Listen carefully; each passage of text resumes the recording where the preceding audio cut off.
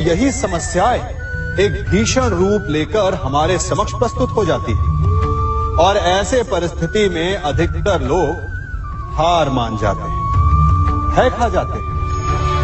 परंतु यदि आप हार न माने, भय न खाएं, दृढ़ रहें, निरंतर आगे बढ़ते रहें, तो प्रकाश के रूप में हमारा स्वागत करने के लिए सूर्य उदय सदा हमारे समक्ष प्रस्तुत रहेगा।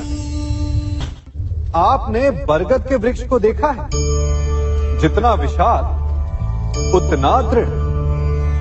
पतझड़ में वो सूख जाते हैं, परंतु दुर्बल नहीं होते, टूटकर गिरते नहीं। और उसके विपरीत दलदल में उपजे वृक्षों को देखिए, वो दिखने में तो बड़े होते हैं, पतझड़ आए या शीत सदा हरे भरे होते हैं, परंतु इतने दुर्बल होते हैं कि जलधारा के हल्के से वेग से वो गिर जाते हैं। परंतु ऐसा क्यों होता है? कारण है जड़ें। जिसकी जड़ें दृढ़ भूमि में है, वो हर चक्रवात, हर ऋतुओं को सह लेता है। और जिसकी जड़ें दलदल में है, वो स्वयं की जड़ों को दुर्बल बना लेता है। कुछ ऐसा ही मनुष्य भी होता है, जो अधर्म, कुकर्म और असत्य की धरा पर उपजा है। वो समय की एक मार भी नहीं सह पाता। और जो मनुष्य सत्य, धर्म की धरा पर उपजा है, वो हर समस्या से अविचलित हो जाता है। अब आप पर निर्भर करता है कि आप क्या बनना चाहते हैं। हमारे जीवन में मित्र और शत्रु बड़ा महत्व रखते हैं। यदि गंभीरता से सोचा जाए तो ऐसा कोई क्षण नहीं जब हम अपने मित्रों के बारे में ना सोचते हो या फिर अपने शत्रुओं के बारे में। हमारा हर कार्य या तो हमारे मित्रों के हित के लिए होता है या फिर हमारे शत्रुओं के अहित के लिए। हम हर स्थान या तो अपने मित्रों के साथ होते हैं या फिर अपने शत्रुओं के साथ। कोई नहीं चाहता कि उनका शत्रु प्रसन्न रहे। हर कोई अपने शत्रु को नष्ट कर देना चाहता है और ऐसा करने के लिए वो हर संभव प्रयास करता है। उसे आर्थिक, मानसिक और शारीरिक हानि पहुंचाने का प्रयास करता है। परंतु यदि मैं आज आपको ऐसा मंत्र सिखाऊं जिससे आप अपने शत्रु को सदा के लिए नष्ट कर दें तो, और वो मंत्र है मित्र बनाना। अपने सभी शत्रुओं को अपना मित्र बना लीजिए और आपके सारे शत्रु स्वतः ही समाप्त हो जाएंगे। मैं क्या कर रहा हूं? मैं दिए प्रज्वलित कर रहा हूं ताकि अंधकार को मिटा सकूं। अब आप कहेंगे कि इसमें कौन सी बड़ी बात है ना? परंतु इसमें महत्वपूर्ण बात समझने के लिए यह है कि मैं क्या नहीं कर रहा हूं। और मैं अंधकार नहीं कर रहा हूं, क्योंकि अंधकार को मिटाने के लिए प्रकाश का अस्त्र तो उठाना ही पड़ता है। बुराई को बुराई से नहीं, अच्छाई से जीता जाता है। अन्याय को अन्याय से नहीं, न्याय से लड़ा जाता है। क्रोध को क्रोध से नहीं, क्षमा का साथ लेना होता है। ठीक उसी प्रकार एक लोहा लोहे को काटता है, परंतु एक ठंडा लोहा ही गर्म लोहे को काट सकता है। इसलिए यदि आपको अपने जीवन में विजयी होना है तो अपने शस्त्रों को, अपने अस्त्रों को सोच समझ कर उठाइए, क्योंकि एक अनुचित सोच परिणाम पर भारी प्रभाव डाल सकती है। आप सब सोच रहे होंगे कि ये क्या मैं करने लगा। मैं इस पौधे को जड़ से उखाड़ रहा हूं। आश्चर्य हो रहा है ना कि एक पौधे को उखाड़ना या काटना ना केवल एक अपराध है अपितु पाप भी है। तो फिर मुझे ऐसा करने की क्या आवश्यकता पड़ गई? क्योंकि कई बार विनाश ही सृजन तक पहुंचाता है। यदि नया भवन बनाना हो तो पुराने भवन को गिराना पड़ता है। व्यवस्था को परिवर्तित करने के लिए क्रांति लानी पड़ती है। और उसी प्रकार यदि किसी वृक्ष या किसी पौधे की जड़ों में घुन लग जाए या उसका मूल सड़ जाए तो उसे जड़ से उखाड़ देना ही श्रेयस्कर होता है, ताकि उस स्थल पर नए पौधे उपज सके। युद्ध करना पर्याय नहीं, परंतु कभी कभी शांति के लिए युद्ध करना आवश्यक हो जाता है। संसार में सबसे श्रेष्ठ क्या है? फूल या कांटे, प्रेम या घृणा, संपन्नता या दरिद्रता, मित्र या शत्रु? बताइए। अब आप भी कहेंगे कि भला ये कोई पूछने की बात हुई? अवश्य, फूल, प्रेम, संपन्नता और मित्र ही श्रेष्ठ है।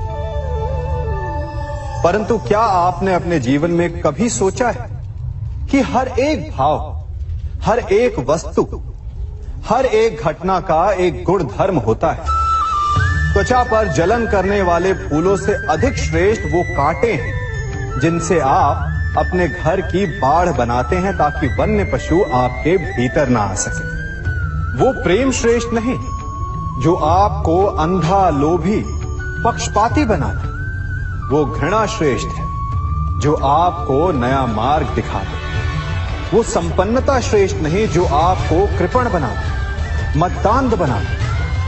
वो दरिद्रता श्रेष्ठ है जो आपको जीवन में परिश्रम करने की शिक्षा दे।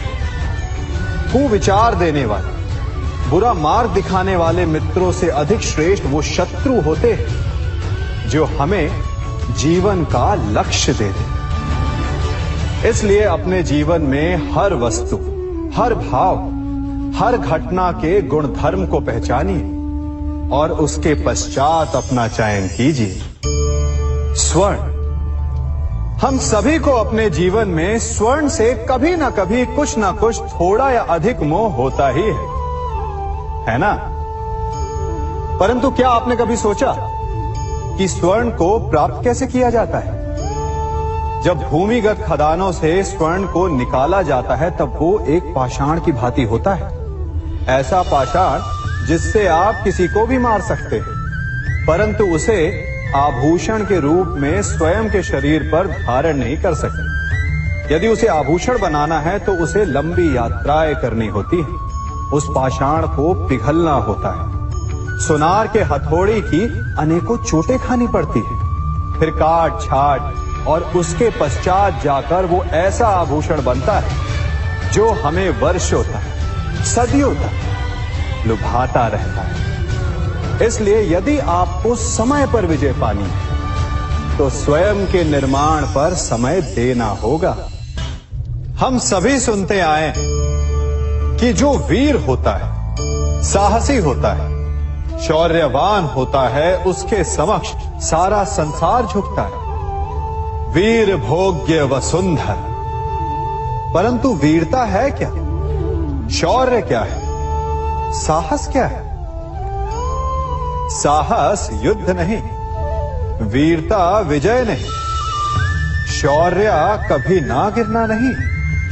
साहस किसी चुनौती के समक्ष खड़े होने का भाव है, तो वीरता उस चुनौती को उत्तर देने के लिए पूर्ण परिश्रम लगा देना है। और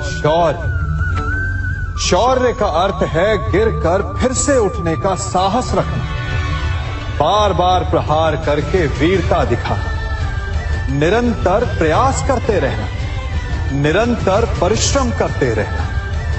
इसलिए विजयी होने से अधिक महत्वपूर्ण है शौर्यवान होना, क्योंकि जो शौर्यवान है उसे विजय मिलना निश्चित है। कभी किसी पक्षी को घोंसले की नींव बनाते देखा है?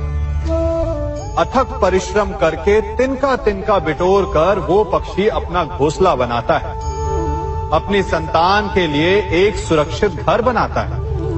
और फिर कहीं से तीव्र आंधी आती है, भारी वर्षा होती है, और उसका घोंसला तिनका तिनका करके बिखर जाता है। फिर वो पक्षी क्या करता है? वो रोता नहीं, ना ही विलाप करता है। वो बिना विलंब करे फिर से अपना घोंसला बनाना प्रारंभ कर देता है और सफलता पाता है। फिर हम क्यों छोटी छोटी असफलता से भयभीत होकर परिश्रम करना छोड़ देते हैं? एक बात सदा स्मरण रखिएगा, हर वृक्ष कुल्हाड़ी की एक मार से नीचे नहीं गिरता, हर चट्टान घन के एक प्रहार से नहीं टूटती। सफलता पाने के लिए अनावरत परिश्रम करना ही मात्र एक मार्ग है। स्वीकारण, सत्य का स्वीकारण मनुष्य के लिए बहुत ही महत्वपूर्ण है। जब तक मनुष्य सत्य को स्वीकार नहीं करता, उसे असत्य से लड़ने की शक्ति प्राप्त नहीं होती। जब आप भोजन करते हैं तो क्या होता है? आपका पेट स्वीकारता है कि वो भर चुका है और आप भोजन करना बंद कर देते हैं। जब आपको निद्रा आती है तो क्या होता है? आपका मन स्वीकारता है कि आपका शरीर थक चुका है और उसे विश्राम की आवश्यकता है। उसी प्रकार जब आपको किसी व्यसन को रोकना हो तो आपको स्वीकारना पड़ता है कि बहुत हो चुका, चाहे वो लालच हो या मदिरापान। उस व्यसन का त्यागना तभी प्रारंभ होता है जब आप ये स्वीकार कर लेते हैं कि आप उस व्यसन के बंधक हैं। हम में से ऐसा कोई नहीं जिनकी परछाई उनसे दूर रहती। हमारी परछाई सदैव हमारे साथ रहती है। कदाचित हमारी परछाई हमारे कर्मों के फलों का संकेत है। कदाचित इसी कारण कई बार हमें अपनी परछाई से भय भी लगता है, परंतु इस भय से निवारण पाने का एक साधन अवश्य है।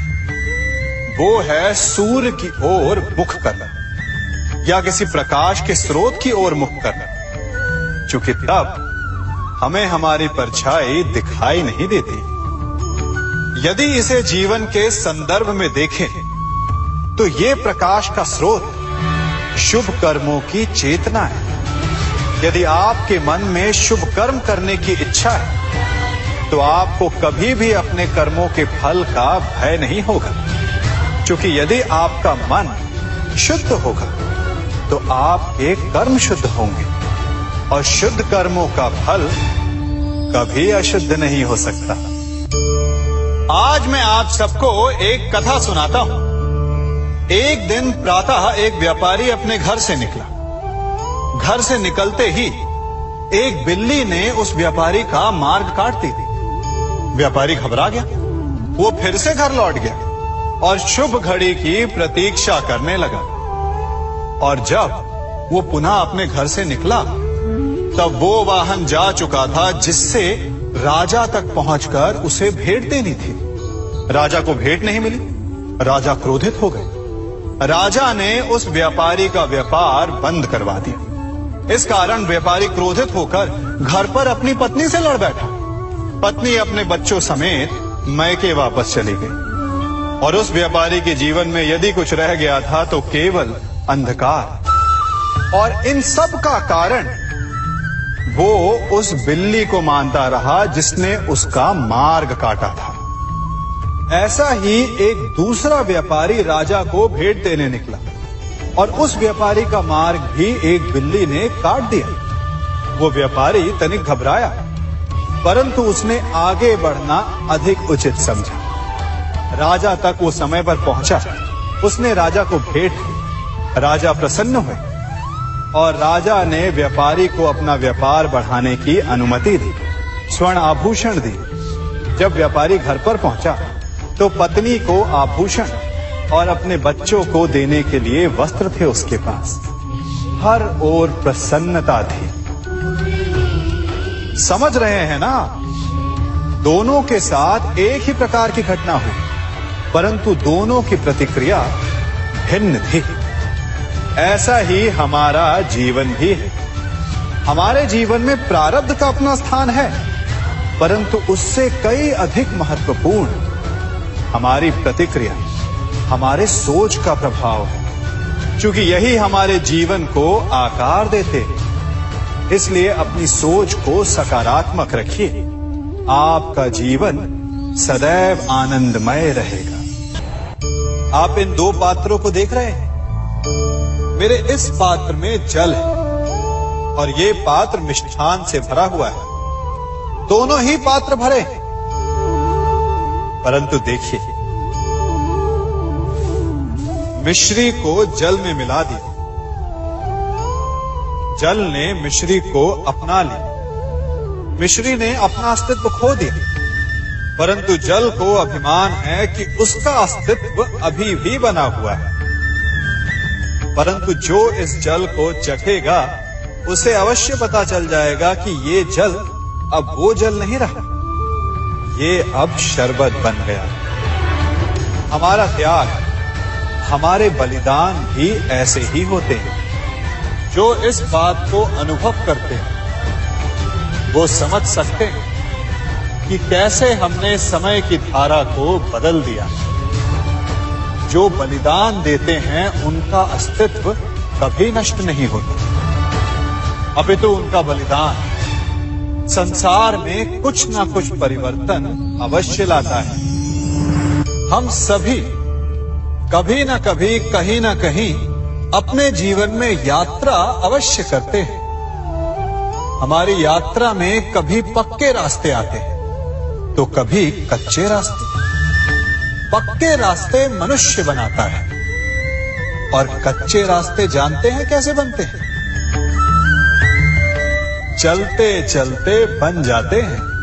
जब लोग एक स्थान से जाते हैं तो पैरों के दबाव से नीचे की घास कुचल जाती है। बार बार उस मार्ग से जाने से धीरे धीरे मार्ग स्वतः ही बन जाता है। और यही जीवन है, यही नियति है। जब आपके जीवन में आपको मार्ग ना मिले तो रुकिए नहीं, आगे बढ़ते रहिए और आपके पैरों के दबाव से मार्ग स्वतः ही बन जाएगा।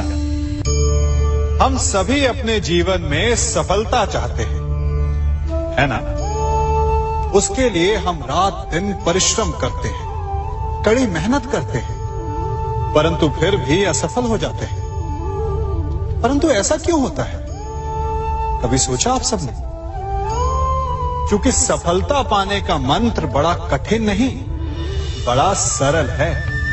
उचित विचार, उचित समय, उचित स्थान पर उचित प्रहार। जब आपके विचार, समय, स्थान और प्रहार यानी परिश्रम उचित है तो सफलता आप ही को मिलेगी। जिस प्रकार एक लोहार लोहे से कुछ बनाते समय उस लोहे के सही ताप तक के आने की प्रतीक्षा करता है और समय आने पर उचित स्थान पर पर्याप्त बल से प्रहार करता है और लोहा आकार ले लेता है, ठीक उसी प्रकार आपकी सफलता भी आकार लेती है। हम सभी को अपने जीवन में कभी ना कभी निराशा मिलती है, असफलता मिलती है और अधिकतर लोग इसके पश्चात भाग्य का रोना लेकर बैठ जाते हैं। कुछ कहते हैं कि जिस स्थान पर मैं हूं उससे कई ऊंचे स्थान पर होने के योग्य था, परंतु नहीं जा पाया। किसी को पीड़ा है कि उसे जो मिलना चाहिए था वो उसे नहीं मिला। भाग्य ही बुरा था। भाग्य क्या होता है? भाग्य वन में खिला पुष्प देवताओं को चढ़ाया जाएगा या किसी सुंदरी की वेणी में वो सजेगा या फिर उसे कुचलकर उत्पाद बना दिया जाएगा। ये सब एक पुष्प के नियंत्रण में नहीं होता, परंतु जब तक उस पुष्प का अस्तित्व है सुगंध बिखेरना उसके वश में अवश्य है। परंतु भाग्य हमारे वश में नहीं, और जो हमारे वश में नहीं उसके लिए दुखी होने से क्या होगा? कर्म पर वश है, वो कीजिए और धीरे धीरे भाग्य आपके वश में आ जाएगा, क्योंकि कर्म ही प्रधान है। मनुष्य की सबसे बड़ी दुर्बलता क्या होती है? सोचिए। धन, प्रेम, अहंकार। मनुष्य की सबसे बड़ी दुर्बलता होती है उसके रहस्य। चाहे आप कितने भी शक्तिशाली क्यों ना हो, कितने भी प्रबल क्यों ना हो, परंतु उसके रहस्य उसके नाश की चाबी होती है। इसलिए यदि प्रबल रहना है, शक्तिशाली रहना है, समर्थ रहना है, तो अपने रहस्य को किसी को भी ना बताए, ना मित्र को और ना ही शत्रु को, क्योंकि समय पड़ने पर कब कौन शत्रु हो जाए ऐसा कहना संभव नहीं। विभीषण को रावण के अमृत कुंड का ज्ञात था, इसीलिए प्रभु श्री राम रावण का वध करने में सफल हो सके। इसलिए उचित यही है कि आप अपने रहस्य को स्वयं तक ही सीमित रखें। मनुष्य का मन बड़ा विचित्र होता है, कल्पना में ही विकास करता है, संपन्न भविष्य का स्वप्न देखता है और कल्पना में ही जो नहीं हुआ उससे भय खाता है। और यही भय मनुष्य का सबसे बड़ा शत्रु है। हमारे भविष्य के मार्ग में, हमारे आनंद के मार्ग में सबसे बड़ी बाधा है। अब आप लोग मुझसे पूछेंगे कि इसका तोड़ क्या है, भय से मुक्ति कैसे पाई जाए? तो ये प्रश्न आप स्वयं से पूछिए। तनिक सोचिए, जब आप एक सुंदर भविष्य की कामना करते हैं तो उसे पाने के लिए आप परिश्रम करते हैं ना। ठीक उसी प्रकार भय से मुक्ति पाने के लिए आप उससे लड़ जाएं और उसका निवारण आपको स्वतः ही मिल जाएगा। इसलिए जब भी भय आपको सताए तो उससे भागे नहीं, उससे घबराए नहीं, क्योंकि भय का काम ही होता है आपको भयभीत करना। इसलिए जब भी भय आप पर आक्रमण करे तो आप भी उस पर पहले ही आक्रमण कर दें। हम सब मित्रों के साथ रहना चाहते हैं, शत्रुओं से दूर रहना चाहते हैं। क्यों? क्योंकि हमें जीवन में आनंद पाना है, जीवन में आगे बढ़ना है, स्वयं को संपन्न देखना है। और यदि किसी से भी आप पूछेंगे कि जीवन में सफलता पाने के लिए सबसे अधिक आवश्यकता किसकी होती है, तो हर एक आपको लगभग एक ही उत्तर देगा। सफलता प्राप्त करने के लिए आपको सच्चे मित्रों की आवश्यकता होती है। परंतु यदि आपको और अधिक सफल होना है तो आपको केवल मित्रों की नहीं, शत्रु की अधिक आवश्यकता है। अब आप कहेंगे, ये मैंने कैसी बात कर दी? तनिक स्वयं सोचिए। जब भी संकट आता है तो मित्र क्या करते हैं? आपकी सहायता करने के लिए आपके साथ खड़े हो जाते हैं और संकट के समय में शत्रु और बड़ा संकट बनकर हमारे समक्ष खड़े हो जाते हैं। मित्र हमें सहायता देते हैं, अपनी शक्ति देते हैं, परंतु शत्रु आपके भीतर छिपी शक्ति को बाहर लाता है, आपको और अधिक बलवान बनाता है। संगति या साथ, मित्र और साथी मनुष्य के व्यक्तित्व के लिए सबसे महत्वपूर्ण होते हैं। अब आप कहेंगे, ये कैसे? मनुष्य अवश्य अपने व्यक्तित्व के लिए उत्तरदायी होता है, परंतु मनुष्य संगति में ना चाहते हुए भी उसका व्यक्तित्व संगत की भांति हो जाता है। इन पात्रों को देख रहे हैं, मध्य में जल रखा है, इसमें दूध है और इसमें मलिन कीचड़ रखा है। यदि मैं इस जल को इस दूध में मिलाता हूं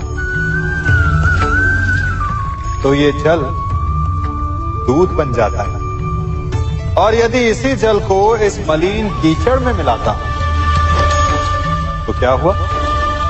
ये जल कीचड़ बन गया। ऐसी कोई युक्ति नहीं कि जल बिना घुले मिले दूध या कीचड़ में अपना अस्तित्व बनाए रखे या उनसे अलग रहे। और ठीक ऐसा ही मनुष्य के जीवन में भी होता है।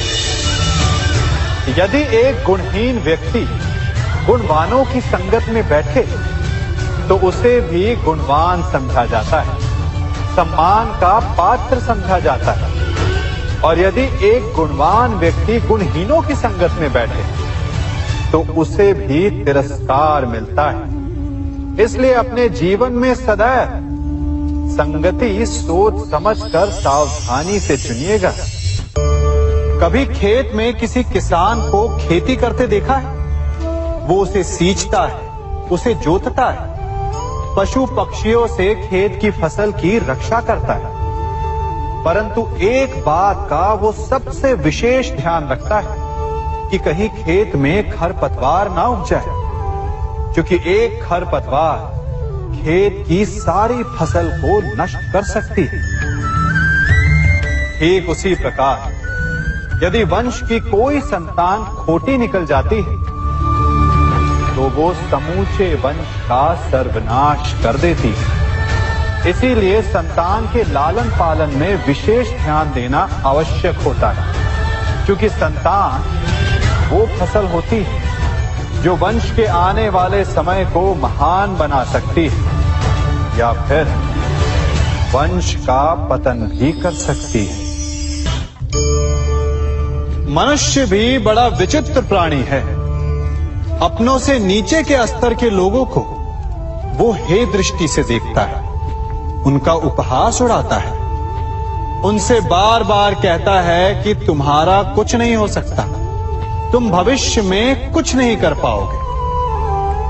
जब मनुष्य के पास धन संपत्ति मान होता है तो वो दूसरों का आदर नहीं करता, परंतु वो एक बात भूल जाता है कि उससे भी अधिक शक्तिशाली कोई अस्तित्व में है, और वो है समय।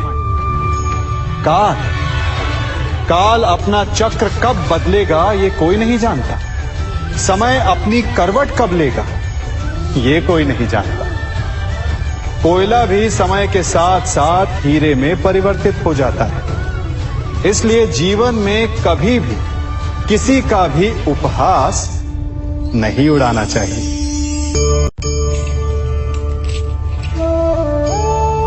बड़ी विकट समस्या है। मुझे स्मरण ही नहीं हो रहा कि इस गुच्छे की कौन सी चाबी इस ताले को खोलेगी। बड़ी देर से प्रयास कर रहा हूं, परंतु ये ताला खुल ही नहीं रहा।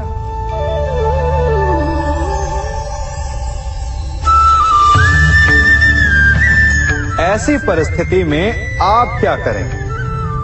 अधिकतर लोग ऐसी परिस्थिति में अपनी आशा खो बैठते हैं। उन्हें लगता है कि चाबी खो गई। वो तिलमिला जाते हैं, क्रोधित हो उठते हैं। परंतु उस समय धैर्य रखें तो गुच्छे की अंतिम चाबी ताला खोल सकती है। कुल्हाड़ी का अंतिम प्रहार वृक्ष को काट के गिरा देता है, परंतु क्या सत्य में कुल्हाड़ी का अंतिम प्रहार वृक्ष को काट के गिरा देता है? आपको आपका लक्ष्य दिला देता है? नहीं, आपका निरंतर प्रयत्न ही आपको सफलता दिलाता है। जब आपका मन निराश तो अपने कार्य में दुगनी उत्साह से जुट जाए, क्योंकि अनावरत बहता जल ही कठोर चट्टान को काट सकता है। सफलता का मूल है परिश्रम, प्रयास और आशा। मनुष्य का जीवन ऋतुओं के समान होता है। आज ग्रीष्म तो कल वर्षा, परसों शीत। तनिक संकट आया तो हम संयम खो बैठते हैं, तनिक ऋतु बदली तो हम अधीर हो जाते हैं। अपने आक्रोश में, अपने क्रोध में हम उनसे ही संबंध बिगाड़ लेते हैं जो हमारे अपने होते हैं। क्यों ऐसा होता है ना? हमें लगता है कि हमारे अपने फिर से मना लेंगे, परंतु स्मरण रखिए, सदा ऐसा करना संभव नहीं होता। सागर की उछलती लहरों को तट सहता है और यदि तट ही टूट जाए तो बाढ़ आ जाती है। हमारे संबंध भी दूध की भांति होते हैं। दूध तपकर उबल सकता है, परंतु यदि उसमें खटास आ जाए तो वो फट भी जाते हैं। और फटे दूध को चाहे जितना मत लो, उसमें से माखन नहीं निकलेगा। इसीलिए अपने संबंधों को संभल कर निभाना चाहिए। कभी चुंबक को देखा है कैसे वो लोहे की ओर आकर्षित होता है और कैसे वो लोहे को अपनी ओर आकर्षित करता है? चूंकि उसके स्वभाव में ही आकर्षण है। हम सबके भीतर भी एक ऐसा ही चुंबक होता है, विचार का चुंबक, जो सदा अपने ही जैसे विचारों को आकर्षित करता है। हम जो बोते हैं वही काटते हैं। उसी प्रकार हम जैसा सोचते हैं वैसा ही पाते हैं। साधु ईश्वर का नाम जपता है तो उसे ईश्वर मिल जाता है। अर्थात फल हमारी सोच पर निर्भर करता है। ओस की बूंद यदि केले के पत्ते पर गिरे तो वो कपूर बन जाती है। सीप में गिरे तो मोती, और यदि विषधर के मुख में गिरे तो विष। बूंद एक है, परंतु उसके प्रारब्ध भिन्न है, क्योंकि उसे आकर्षित करने वालों का व्यवहार भिन्न है। इसलिए यह आप पर निर्भर करता है कि आपको भविष्य में विष चाहिए या अमृत। स्मरण रखें, हम वही बन जाते हैं जैसा हम सोचते हैं, जैसा विश्वास रखते हैं। यह आपका विश्वास ही है जो ये निर्धारित करेगा कि आपको विष मिलेगा या अमृत। इसलिए अपनी सोच को सुदृढ़ रखिए, सकारात्मक रखिए, और फल भी सकारात्मक ही आएगा। जब से ये सृष्टि बनी है, नदी की धारा और चट्टान के मध्य सदा संघर्ष रहा है, परंतु हर बार चट्टान की कठोरता को हारना पड़ता है और नदी की धारा कोमल होते हुए भी कठोर चट्टान को काट देती है। कभी सोचा है क्यों? चट्टान इतनी कठोर और जल इतना कोमल, चट्टान इतनी दृढ़ और जल इतना लचीला, फिर भी सदा जल कठोर चट्टानों के मध्य से अपना मार्ग बना ही लेती है। कारण केवल एक है, और वो है लगातार चलने की क्षमता।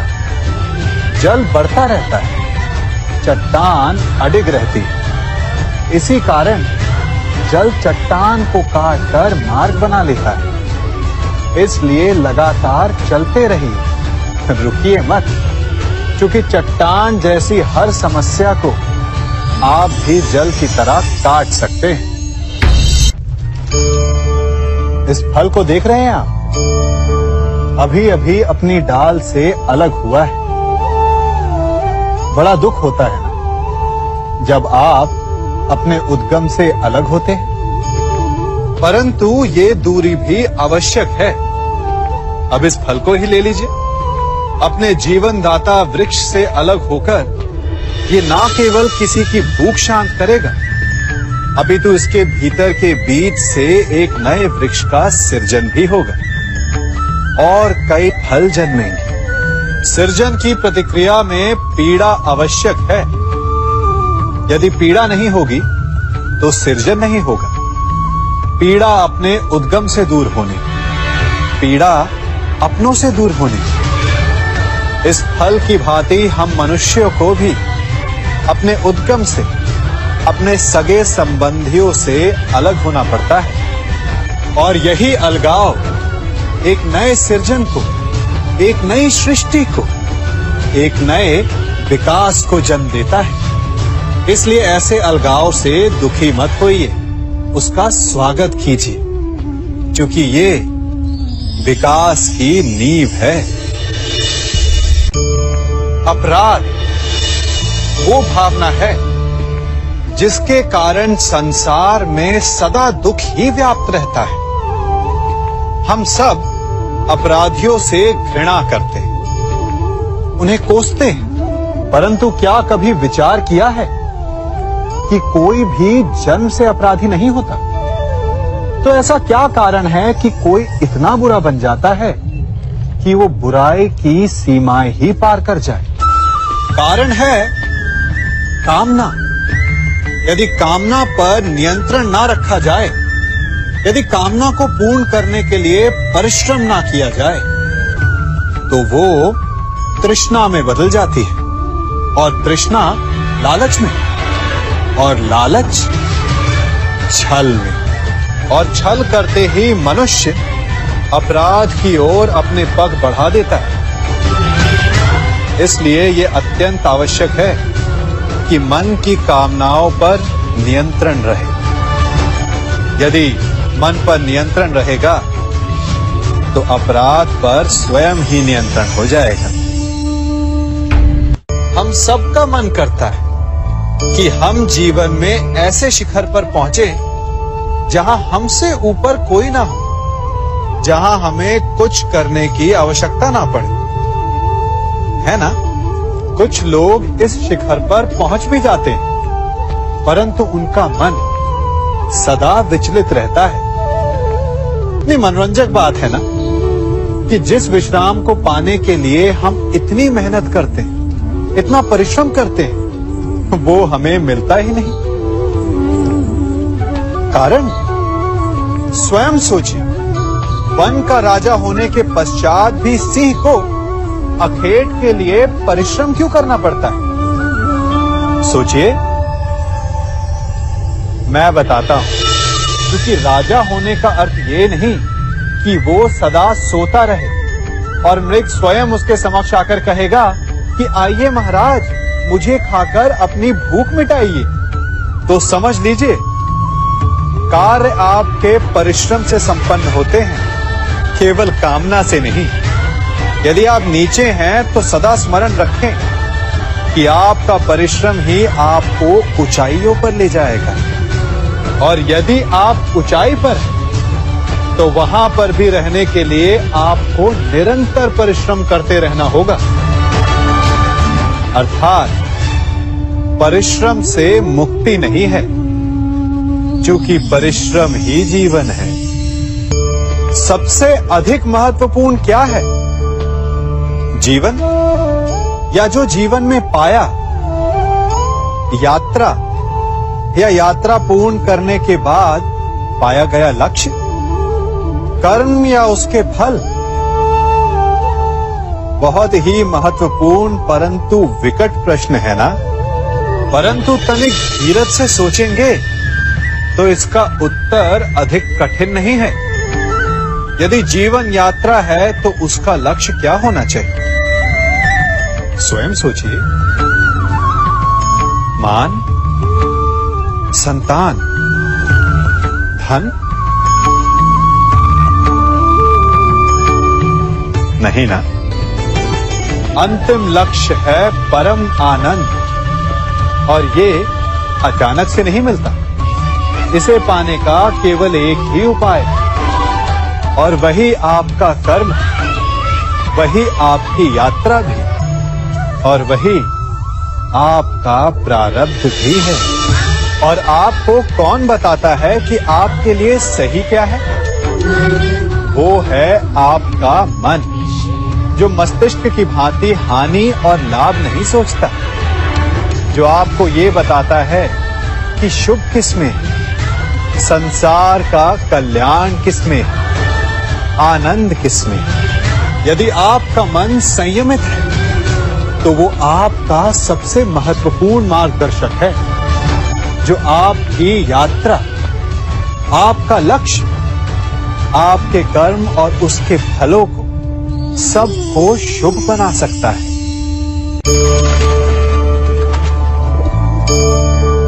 इन पक्षियों को देख रहे हैं आप?